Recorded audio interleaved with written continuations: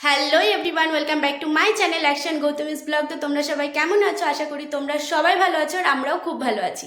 তো তোমরা তো জানোই যে আজকে হলো জামাই ষষ্ঠী, আর বিয়ের পর এটা আমার আর অক্ষয়ের প্রথম জামাই ষষ্ঠী। তো তোমরা তো বুঝতেই পারছো যে আমরা কতটা এক্সাইটেড। বিয়ের আগে ভাবতাম যে জামাই ষষ্ঠী আসবে, বিয়ে করব, জামাই ষষ্ঠী আসবে, বাবার বাড়ি যাব, শ্বশুর বাড়ি থেকে কি হয় না হয়, মানে এসব নিয়ে ভীষণ আর কি ভাবতাম, খুব ইচ্ছা করতো এসবগুলো। তো এখন বিয়ে হয়ে গেছে, সেই ভাবনাটা আর কি সত্যি হচ্ছে। যাচ্ছি আর বাবার বাড়িতে সকালবেলায় উঠে আমার যা যা কাজ থাকে সেগুলো আমি কমপ্লিট করে নিয়েছি, তারপর স্নান করে নিয়েছি। আর এদিকে আমার ব্যাকপ্যাকও অলমোস্ট কমপ্লিট। অক্ষয়েরও স্নান হয়ে গেছে, আর এখন এই যে রেডি হয়েছি, এখন যাব একটু বাজারে, কিছু জিনিস আনার আছে, তো সেগুলো নিয়ে আসবো। আর ওদিকে মামুনি আমাদের জন্য রান্না বসিয়ে দিয়েছে, তো সেটা খেয়ে আমরা ফটাফট রেডি হয়ে নেব, তারপর চলে যাব বাবার বাড়িতে। তো এখন যাচ্ছে একটু বাজারে, কিছু জিনিস আনার আছে, বললামই তো, তার জন্যই আর কি আমি রেডি হয়েছি। অক্ষয় নিচে আছে, এখন আমি নিচে যাব, তারপর বাজারে যাব। তো বাজারে কি আনছি না আনছি সবটাই তোমাদের সঙ্গে শেয়ার করব, সবটাই তোমরা জানতে পারবে। আর আজকে জামাই ষষ্ঠীর ব্লগটা ভীষণই ইন্টারেস্টিং হতে চলেছে, তো তোমরা একদমই ব্লগটা স্কিপ করো না, পুরো ব্লগটা কন্টিনিউ দেখতে থাকো, আশা করি তোমাদের খুবই ভালো লাগবে। তো এখন আমি নিচে যাব, নিচে গিয়ে বাজারে যাব, তো এখন নিচে যাওয়া যাক। যে এখন বাইক বের করছে, তো কোথায় যাচ্ছি সেটা তো বলো। ষষ্ঠীর কিছু বাজার করতে, ফল মিষ্টি দই এগুলো সব নিয়ে আসি। হ্যাঁ, তো আমরা এই যে বেরিয়ে পড়েছি।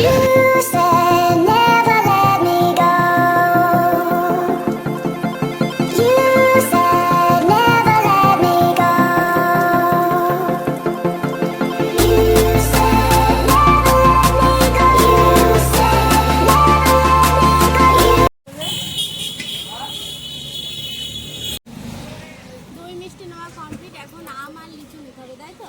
আম লিচু আর দেখে আর কি ফল পাই সেগুলো নেব। হ্যাঁ, তো এখন ওই বাজারে যেতে হবে, এখানে আর ফলের বাজার নেই, ওই দিকে যেতে হবে। তো এখন যাওয়া যাবে।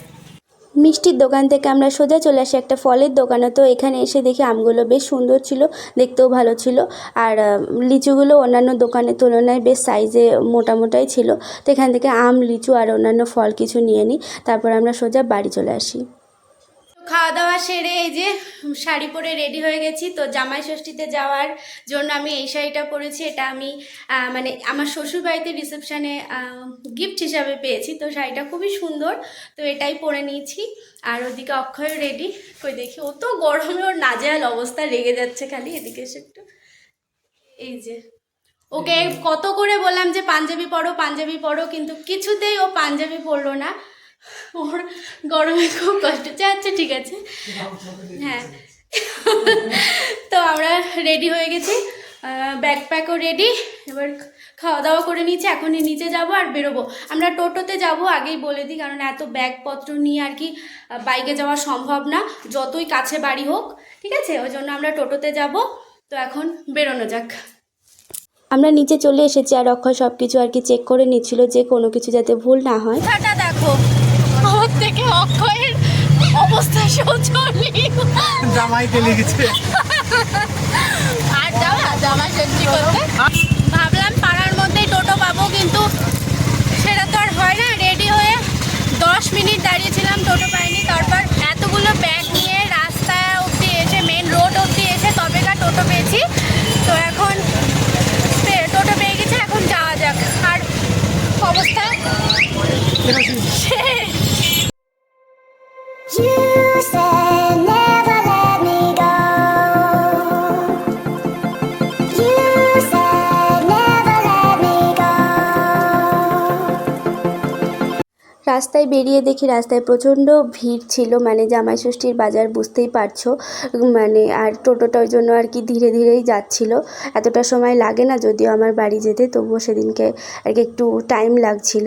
আর আমরা গল্প করতে করতে যাচ্ছিলাম যে ওখানে গিয়ে কি কি করব না করব, ষষ্ঠীতলায় গিয়ে অক্ষয় কি কি করবে না করবে, এইসবই আর কি আমরা গল্প করছিলাম, করতে করতে যাচ্ছিলাম। তো বলতে বলতেই আমরা বাড়ি পৌঁছে গেছি, আমাদের পাড়ার মধ্যে ঢুকে পড়েছি। আর দূরে ওই যে আমি আমার মাকে দেখতে পাচ্ছি। আসলে সেদিন অনেকটাই দেরি হয়ে যাচ্ছিল বলে মা রাস্তার বাড়ি করছিল। তো আমরা এখন পৌঁছে গেছি।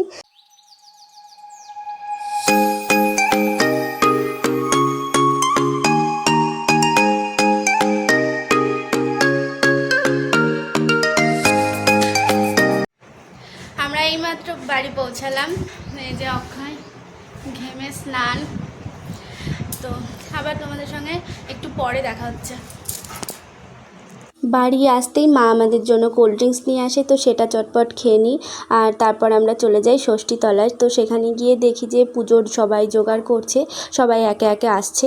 আর আমার দিদির 1 বছরের বেবি, তো ওর ষষ্ঠী নেবে, সেই জন্য আর কি আমার মা ঠাম্মা এরা সবাই আর কি সবাই মিলে জোগাড় করছিল সেই সব নিয়মকানুন যা যা আছে। ষষ্ঠীতলার ঠিক পাশেই এখানে একটা শিব মন্দির আছে, এখানে শিব পুজো হয় আর তাছাড়া অন্যান্য পুজোও হয়।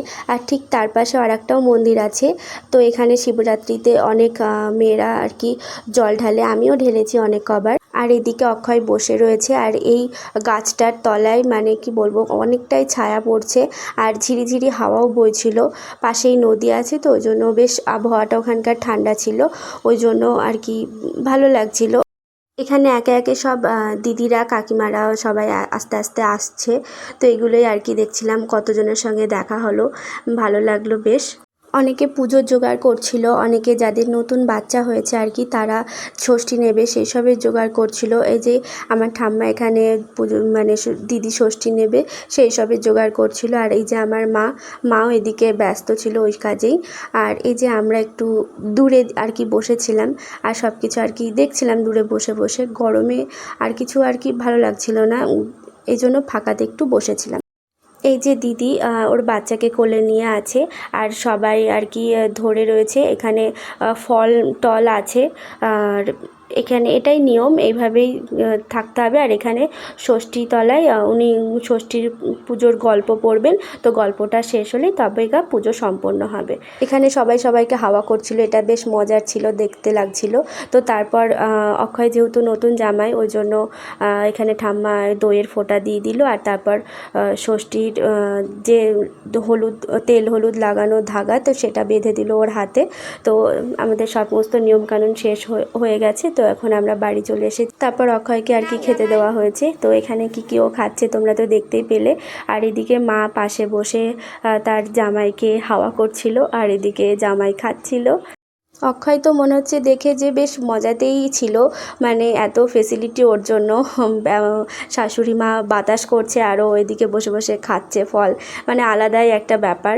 তো ঠিক আছে, তার পরের দিন সকালবেলায় এখানে খাবার ওর জন্য রেডি করা হয়েছিল, লুচি ছোলার ডাল আর ফল মিষ্টি। তো এগুলো ওকে আবার দিয়ে দেবো। তো এটা ছিল পরের দিন সকালবেলাকার খাবার। তো দেখো গরমের জন্য বেচারা খালি গায়ে আছে, তো তোমরা কিছু মাইন্ড করো না। তারপর ও এগুলো আর কি চটপট খেয়ে নিল। ওর খেয়ে নেওয়ার সাথে সাথে আমিও বসে পড়ি তার পাশেই, আমিও খেয়ে নিয়েছি। তো তারপর এটা ছিল দুপুরকার লাঞ্চ আর কি, এটাই ছিল গ্র্যান্ড লাঞ্চ। তো এখানে ছিল কি তোমরা দেখে নিতে পারো, তো দেখে নাও। অক্ষয় তো থালাটা পেয়েই ফার্স্টে বললো দাঁড়াও ছবি তুলবো। তো ও ফটাফট আর কি কয়েকটা ছবি তুলে নেয়। তো তারপর ওকে আমি বলি যে বসো খেয়ে নাও। তো আমি এখন ঘরে দিয়ে দেবো খাবারটা। তো এখানে কি আছে তোমাদেরকে আমি বলে দিচ্ছি।